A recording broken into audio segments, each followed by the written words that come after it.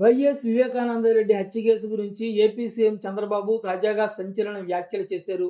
ఇప్పుడు రాజకీయాల్లోకి రౌడీలు వస్తున్నారని, రౌడీలే నేతలుగా తయారవుతున్న పరిస్థితి ఉందని ఆరోపించారు.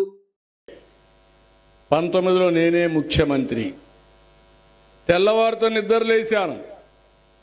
నిద్రలేస్తే సాక్షి టీవీలో స్క్రోలింగ్ వచ్చింది. వివేకానందరెడ్డి గుండెపోటుతో చనిపోయాడు. ఏం చేస్తాం, మనం అందరూ నమ్ముతామా లేదా? తమ్ముళ్ళు నమ్ముతారు కదా. నేను కూడా నమ్మాను. నా దగ్గరుండే ఇంటెలిజెన్స్ చెప్పలేదు, మా చీఫ్ సెక్రటరీ చెప్పలేదు, మా ఎమ్మెల్యేలు చెప్పలేదు.